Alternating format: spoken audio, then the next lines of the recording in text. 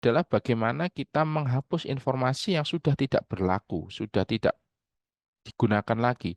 Ini bergantung pada retensi yang dilakukan tiap-tiap organisasi ya Bapak Ibu ya.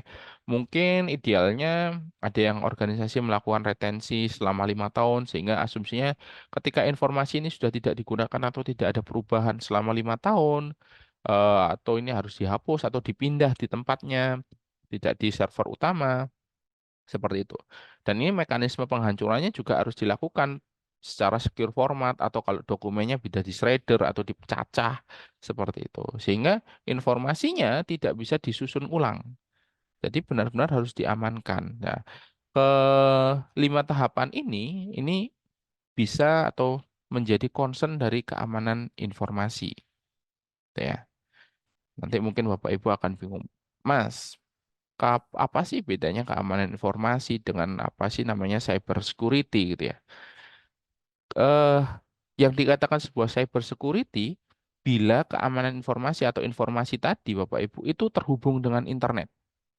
Ketika itu sudah dikatakan atau sudah terhubung dengan internet, itu statusnya menjadi cyber security, bukan lagi keamanan informasi gitu ya. Jadi kalau keamanan informasi ini hanya di aplikasi saja, tidak terhubung internet, itu masih dalam cakupan keamanan informasi. Baik, Bapak Ibu, izinkan saya untuk menjelaskan apa itu sistem manajemen keamanan informasi atau SMKI. Jadi SMKI itu sistem manajemen keamanan informasi itu adalah sebuah kerangka kerja yang mencakup panduan kebijakan, prosedur, proses, dan sumber daya terkait untuk memastikan sebuah organisasi mencapai tujuannya. Ini based on ISO 27000 versi 2018 dan di sini juga disebutkan keamanan informasi itu adalah kondisi di mana terjaganya ketiga aspek yaitu kerahasiaan, integritas, dan ketersediaan dari informasi. Sehingga tadi yang dilakukan di Sdukcapil adalah melakukan proses-proses tersebut. Ya, mengapa sih ISO 2701 itu penting ya? Jadi berdasarkan surat di Sdukcapil tahun nomor ini ya 475 15017 di Sdukcapil pada tanggal 2026 September wajib ISO IIC 2701 dalam hal pemanfaatan data kependudukan oleh lembaga pemerintah non kementerian dan badan hukum. Nah, berdasarkan ini seluruhnya gitu ya eh, ketika ingin menggunakan data kependudukan diwajibkan untuk ber-ISO.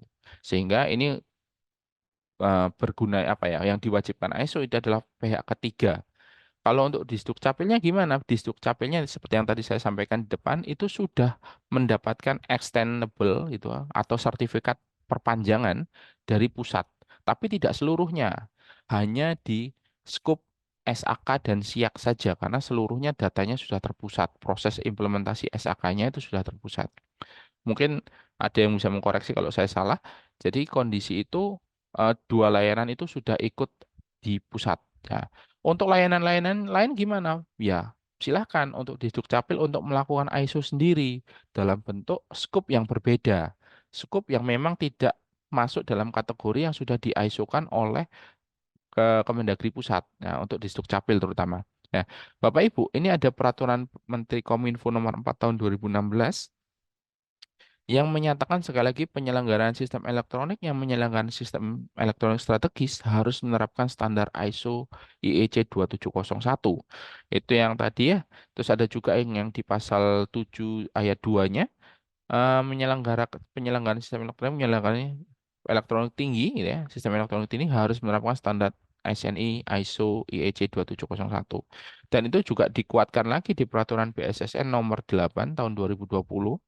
Bapak Ibu bisa membaca ya di situ PSE yang menyalakan sistem elektronik strategis wajib ber-ISO 2701, yang menyelenggarakan sistem elektronik tinggi wajib juga ber-ISO 2701, dan sistem elektronik yang menyelenggarakan sistem elektronik rendah wajib juga ber-ISO 2701.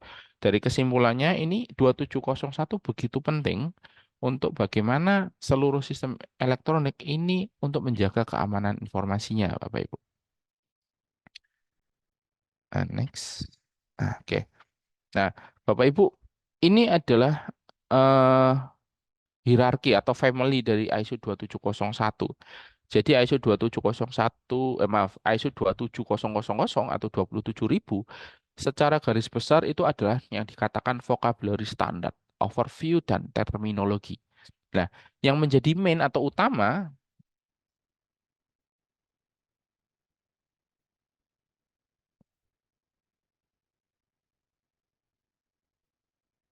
nah,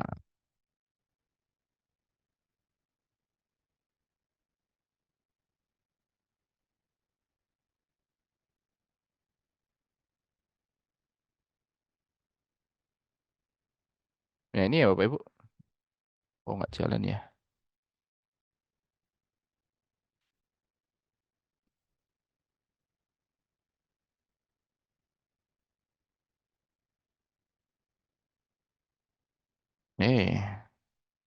Oke nggak bisa.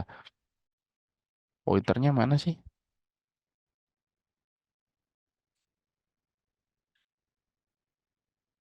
Nah ini pointernya.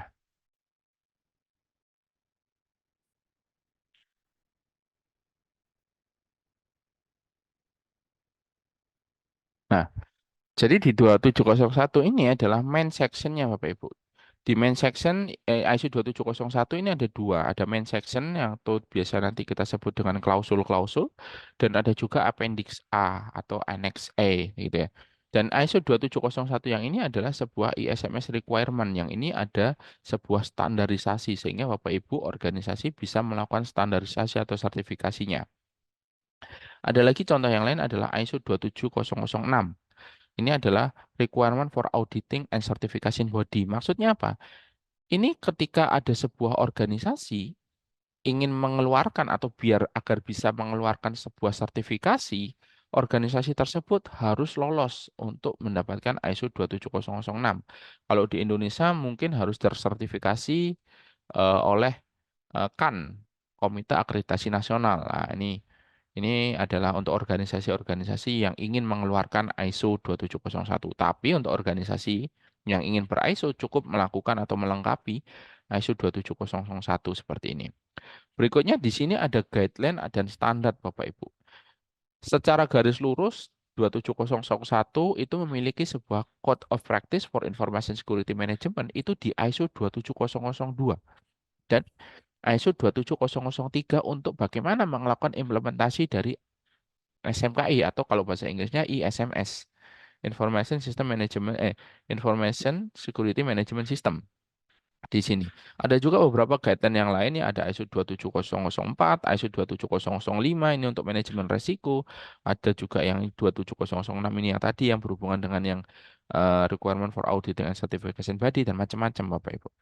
Gitu ya. Di family dari 27001 ini juga ada banyak guideline-guideline yang sifatnya spesifik. Ini untuk industrial, misalnya adalah 27000, maaf 27011.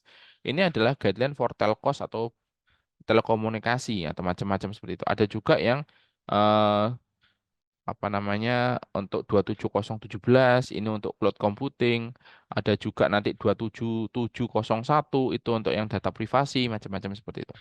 Jadi ada banyak Bapak Ibu standarisasi-standarisasi internasional yang memang ada, family-nya ada banyak. Sehingga Bapak Ibu ketika ingin mengimplementasikan bisa atau Bapak Ibu ingin, Mas, saya sudah dapat ISO 2701, saya ingin menjaminkan bahwa apa yang ada di organisasi saya juga menjaga sebuah privasinya. Bisa, Bapak Ibu bisa melakukan sertifikasi 27701 untuk data privasi. Itu ada, nanti kita bahas di belakang. Nah, bagaimana sih mengelola SMKI? Ups, maaf. Bagaimana mengelola SMKI? Ini ada 4P, Bapak Ibu. Ada people, ada product, ada proses, dan ada partner. People, kok berubah? People, nah, kok jalan sendiri ya?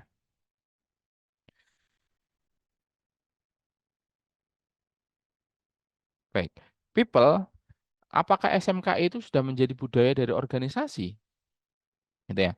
Produk, apakah penerapan teknologi digunakan untuk mengontrol resiko keamanan informasi? Proses, ups, ini kenapa ya? Apakah bisnis proses organisasi?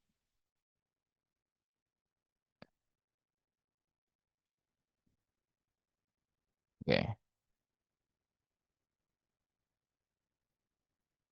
Apakah apakah bisnis proses organisasi sejalan dengan konsep SMKI? Lalu yang terakhir, partner, apakah pihak ketiga mendukung kebijakan keamanan organisasi, keamanan informasi di organisasi? Jadi kondisi-kondisi ini Bapak Ibu harus jawab dulu sebelum Bapak Ibu bisa mengelola SMKI dengan benar. Baik, Bapak Ibu, ini adalah konsep dasar dari keamanan informasi. Yang pertama, yang seperti tadi saya katakan adalah konfidensial atau kerahasiaan, ada integritas atau integrity, yang berikutnya adalah ketersediaan dan atau accessibility. Jadi tiga triad ini, tiga kondisi ini, tiga aspek ini adalah menjadi, oh ini kenapa sih? Ini menjadi sebuah kunci utama dalam sebuah keamanan informasi. Ini kenapa ya kok jalan-jalan sendiri? Jadi ya yang pertama Bapak Ibu, konfidensial. Jadi kerahasiaan. Kerahasiaan itu bukan bukan harus informasi ini harus saya rahasiakan untuk semua orang, tidak. Informasi ini diharapkan adalah tidak diketahui oleh pihak yang tidak berwenang saja. Jadi misalnya, oh saya harus merahasiakan ini dari istri saya. Tidak. Ketika informasi itu memang istri Bapak Ibu atau suami Bapak Ibu menjadi pihak yang berwenang, ya enggak apa-apa. Itu adalah bagian dari informasi yang memang dikatakan konfidensial. Jadi kerahasiaannya dijaga. Informasi yang siapa yang harus dirahasiakan? Mungkin nomor rekening atau nomor PIN, kalau istri boleh tahu karena beliau berwenang. Mungkin tetangga yang tidak dikategorikan oleh pihak yang tidak berwenang untuk PIN gitu ya. Yang berikutnya Bapak Ibu adalah integritas atau integrity. Ini maksudnya adalah informasi terjaga akurasi dan kelengkapannya. Jadi tidak ada pihak yang tadi tidak berwenang bisa mengubah atau melakukan perubahan terhadap informasi tersebut. Yang berikutnya adalah accessibility atau ketersediaan. Ini diharapkan informasi itu dapat digunakan di saat yang dibutuhkan. Jadi ketika lagi butuh-butuhnya, informasi itu bisa dibangkitkan atau bisa dicari dengan mudah. Seperti itu. Ini ya, jadi ketiga hal ini yang dikatakan sebagaimana konsep keamanan dari informasi. Bapak Ibu, manfaat penerapan ISO 2701 itu apa sih? Ya, yang pertama adalah mengurangi kemungkinan pelanggan keamanan di lingkungan IT Anda. Yang berikutnya adalah kerahasiaan informasi seperti yang tadi. Melakukan yang berikutnya adalah Yang berikutnya adalah meminimalkan resiko TI, kemungkinan kerusakan dan biaya dari konsekuensinya. Dan ada unggul dalam persaingan karena standar Bapak Ibu, organisasi Bapak Ibu sudah terstandarisasi, apalagi ISO itu sudah diakui ya secara internasional. Yang berikutnya adalah meningkatkan kepercayaan sehubungan dengan mitra pelanggan dan publik. Berikutnya adalah metode terstruktur untuk memenuhi persyaratan dan pemenuhan. Karena ini ketika sudah ber-ISO berarti Bapak Ibu seluruhnya sudah terstruktur, terstandar, dan seluruh SOP-nya ada prosedurnya yang memang harus dijalankan. Berikutnya adalah memenuhi persyaratan yang diakui secara internasional yang seperti tadi saya katakan, ISO, dan mendeteksi kerentanan secara sistematis. Ya, ini sudah enak nih. Jadi ketika ada sesuatu ini sudah langsung secara sistematis bisa dibuktikan. Biaya akan lebih rendah untuk biaya perawatan, biaya maintenance karena seluruhnya terkontrol. Perawatan akan menjadi rutin dan terkontrol sehingga Bapak Ibu tidak akan menemukan biaya-biaya tak terduga dan selalu tiba-tiba tinggi karena perawatan yang mungkin Bapak Ibu lakukan perawatannya tidak tidak rutin atau tidak terkontrol. Yang berikutnya adalah kontrol resiko dari TI akan semakin baik. Nah, Bapak Ibu di semua ini adalah sebagian mungkin ya, mungkin ada banyak, ada beberapa manfaat lain pada penerapan ISO 2701. Bapak Ibu, ups. Bapak Ibu, ini adalah struktur SNI ISO IEC 2701. Jadi struktur SNI ISO ini masih menggunakan konsep PDCA, ada plan, build, do, check, and act. Jadi di plan itu ada tahapan di klausul 0 sampai klausul 6. Di tahapan do ini ada di support dan operation. Check itu ada performance evaluation. Dan yang di action ada di improvement. Jadi ini adalah konsep ISO 2701. Dan kebetulan ini saya sudah mengambil contoh di ISO 2701 versi 2022. 2023, 2013-nya gimana? Sama Bapak Ibu, masih sama seperti ini. akan tidak berubah. Yang berubah apa? Yang berubah nanti di bagian kontrolnya saja. Baik, Bapak Ibu saya lanjutkan. Ini adalah struktur SNI ISO 2701 klausul 4 sampai 10. Di klausul 4, Bapak Ibu, ini kita akan ngomong mengenai konteks of the organisasi. Jadi ini konteks organisasinya seperti apa? Organisasinya seperti apa? Di sini Bapak Ibu akan diharapkan akan melakukan identifikasi key stakeholder dan clarify their needs and interests. Dan di sini juga Bapak Ibu harus mendefinisikan scope dari SMKI Bapak Ibu. Ya. Yang berikutnya di klausul 5 itu membahas mengenai leadership. Bagaimana obtain and commitment dari leadership-nya, bagaimana establish policies-nya, mendefinisikan role dan responsibility, ini ada di klausul 5. Di klausul 6 ini adalah tahapan planning. Kita harus melakukan penilaian resiko, vulnerability, dan bagaimana opportunity untuk meningkatkan keamanan informasi. Yang berikutnya adalah mengidentifikasi informasi security objektifnya. Di klausul 7, ini adalah bagian dari support. Di sini Bapak Ibu akan mendefine dokumen resource for maintenance dari SMKI. Jadi Bapak Ibu mendefinisikan dan mendokumentasikan sumber daya dan untuk di-maintain oleh SMKI. Di klausul 8 ada operation gitu ya. Ini mendefinisikan risk treatment plan, implement control. Jadi Bapak Ibu mendefinisikan bagaimana Bapak Ibu mentreat, apa ya mentreat itu ya, mengelola resiko dan bagaimana rencananya dalam implementasi kontrolnya. Ini ada di klausul ke-8. Klausul 9 itu adalah performance evaluation. Kita melakukan monitor, measure, assess, kontrol, dan secara efektif. Yang berikutnya adalah melakukan conduct internal audit dan manajemen review untuk melihat apakah masih baik-baik saja organisasi Bapak Ibu. Apakah ada yang memang harus diperbaiki atau adakah yang mau diimprove? Nah, itu bisa kelihatan dari sini. Yang berikutnya adalah hasil dari manajemen review itu adalah dilakukan oleh di klausul 10 improvement. Kita mengidentifikasi non-conformity dan correction action-nya. Apa yang tidak sesuai dan bagaimana cara mengkoreksinya. Ini dilakukan di klausul ke-10. Oke, jadi menentukan ruang lingkup ini klausul 4 ya Bapak Ibu. Organisasi ketika menentukan ruang lingkup atau batasan ruang lingkup ini harus mempertimbangkan kondisi-kondisi yang dihadapi, baik secara internal dan eksternal. Berikutnya adalah Bapak Ibu harus melihat persyaratannya apa, baik kebutuhan dan ekspektasinya dari pihak-pihak terkait. Dan aktivitas atau proses bisnis yang dilakukan oleh pihak internal maupun eksternal dari organisasi itu seperti apa? Apakah mungkin untuk di SMKI-kan? Yang berikutnya adalah interface dan ketergantungan antar aktivitasnya seperti apa? Ini harus dipastikan dahulu. Karena di dalam ruang lingkup atau di scope itu kita akan jelaskan nama organisasi atau penyedia layanannya siapa, nama layanannya apa. Dan itu harus mempertimbangkan termasuk contohnya teknologi, pelanggannya siapa, lokasi penyedia layanannya di mana, lokasi pelanggannya di mana, itu kita harus sampaikan di ruang lingkup. Nah, ini adalah contoh-contoh ya Bapak Ibu, ini contoh yang tidak saklek, Bapak Ibu bisa buat gitu ya. Ya, setelah tadi mempertimbangkan ruang lingkup, tujuan penggunaan data dukcapilnya, cara mendapatkan akses data dukcapilnya, perangkat dan teknologi yang digunakan untuk akses, unit kerja yang mengelola dukcapilnya, unit kerja yang memanfaatkan data dukcapilnya. Nah, ini semua ini adalah lingkup pihak ketiga yang memanfaatkan. Yang ini yang harusnya ber-ISO juga. Contoh ruang lingkupnya, ini adalah pengelolaan sistem manajemen keamanan informasi untuk proses apa-apa-apa pada layanan pendaftaran nasabah, mungkin gitu ya. Ada juga pengelolaan sistem manajemen keamanan informasi pada aplikasi API ke layanan Dukcapil. Ups. Yang berikutnya adalah pengelolaan sistem manajemen keamanan informasi, layanan penyimpanan data di data center yang dikelola Diskominfo. Nah, ini juga bagian bisa dilakukan ISO-nya. Gitu ya. ISO-nya di mana? Di Diskominfo-nya. Karena Diskominfo dikatakan pihak ketiga yang ingin melakukan akses data Dukcapil.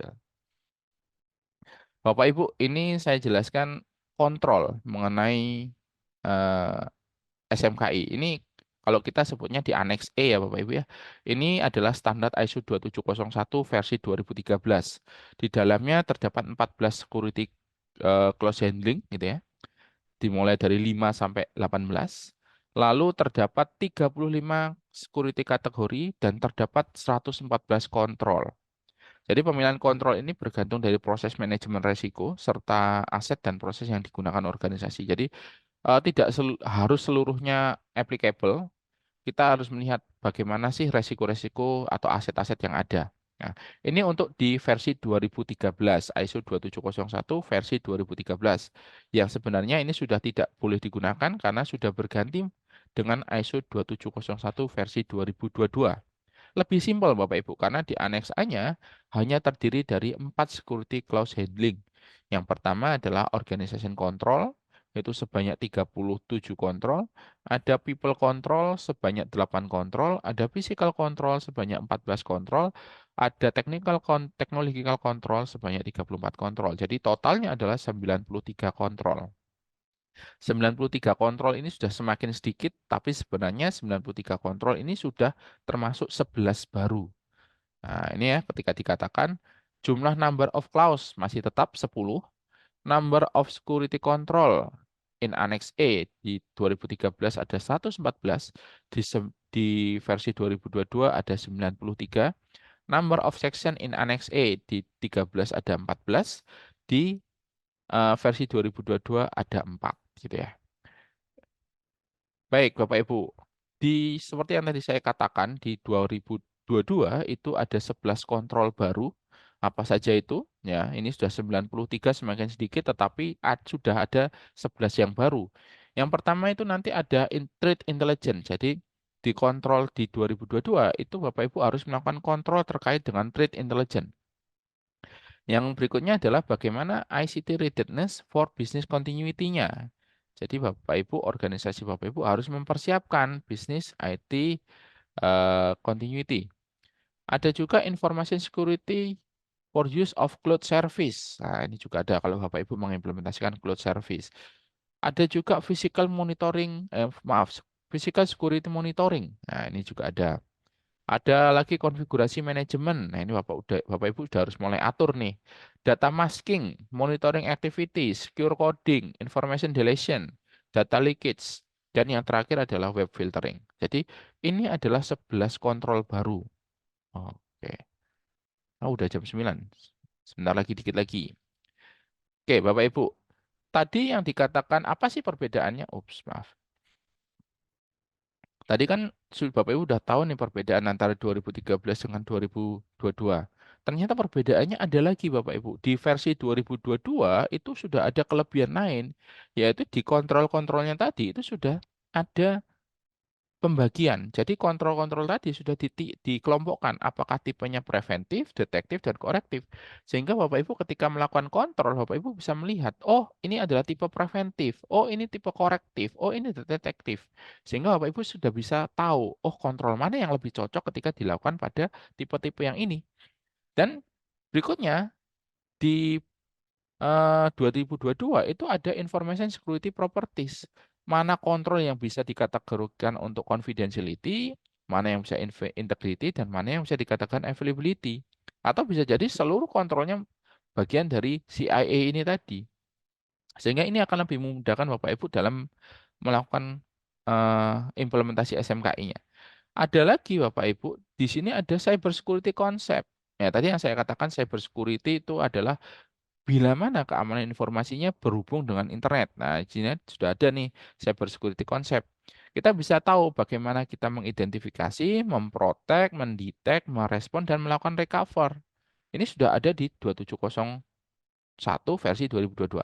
Dan ada juga operational capability, kita bisa melihat di sini ada beberapa kategori, ada governance, asset management, information protection, human resource, hingga security assurance. Dan yang terakhir, di 2022 versi 2022 ini ada security domain yang sudah dikategorikan governance and ecosystem, protection, defense, dan resilience. Sehingga berdasarkan hal-hal ini Bapak Ibu bisa lebih mengontrol, lebih terkontrol, lebih mudah. Oh, ketika terjadi sebuah eh, mana sih yang harus saya lakukan untuk melakukan tindakan korektif gitu ya. Itu bisa langsung. Mana sih yang harus ketika lakukan untuk melakukan respon itu ada. Mana sih yang harus saya lakukan untuk memanage aset ada. Mana sih yang dikatakan adalah security domainnya adalah protection, itu sudah ada. Jadi kategorinya 93 tadi sudah langsung terkategori dengan baik.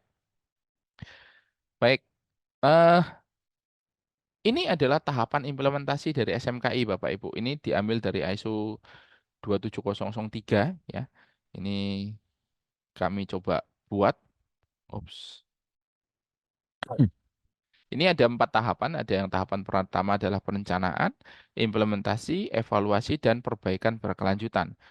Kira-kira idealnya ketika Bapak Ibu mengimplementasikan SMKI itu di 4 sampai 6 bulan. 6 bulan itu ideal Bapak Ibu. 4 bulan itu agak semi ngebut gitu ya.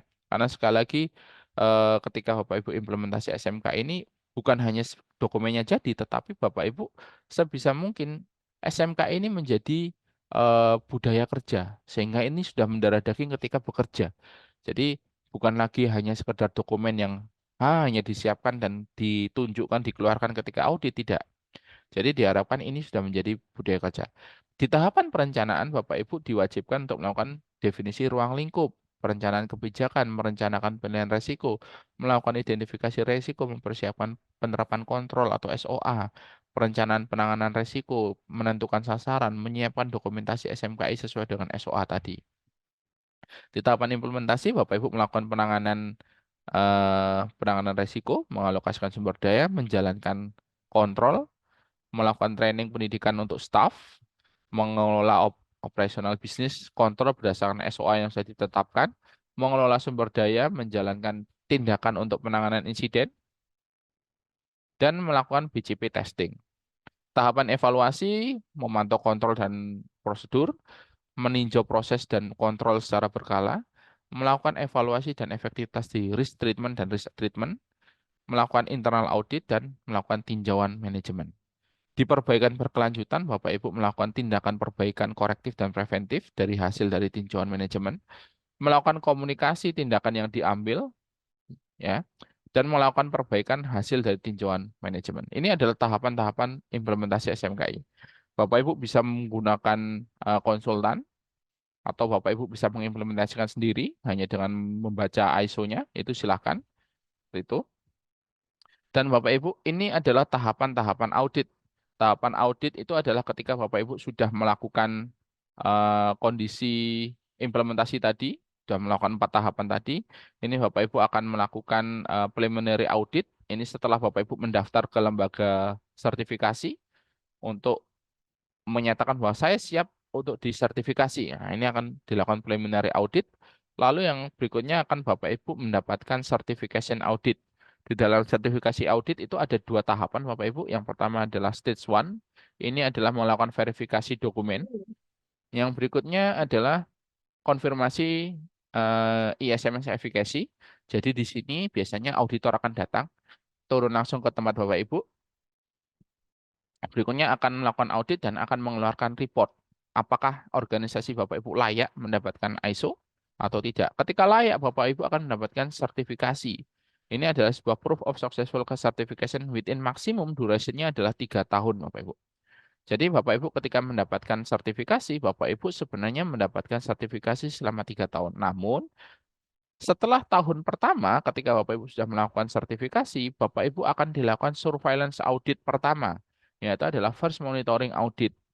Ini audit untuk memastikan bahwa SMKI ini masih terus berjalan, bukan hanya karena sertifikasinya sudah jalan, tetapi ini akan dipantau terus. Apakah surveillance-nya sudah berjalan atau SMKI-nya masih berjalan? Yang di tahun berikutnya, after 2 tahun setelah Bapak Ibu mendapatkan di tahap nomor 3, Bapak Ibu akan mendapatkan second monitoring audit. Nah, itu adalah repeat auditing of ISMS atau SMKI implementation. Jadi tetap memastikan bahwa SMKI-nya terus berjalan dan tetap berjalan. Di tahun berikutnya, berarti di tahun keempat, Bapak Ibu diwajibkan untuk melakukan resertifikasi. Ini adalah proses repeat dari 2 sampai 6. Ya. Ini adalah extend another 3 years. Jadi ini adalah kondisi setelah Bapak Ibu 3 tahun. Ini memastikan bahwa Bapak Ibu setelah 3 tahun masih tetap berstandar yang sama seperti itu. Ini adalah konsep dari ini adalah tahapan-tahapan audit ISO secara umum. Jadi hampir seluruh ISO konsepnya seperti ini Bapak Ibu.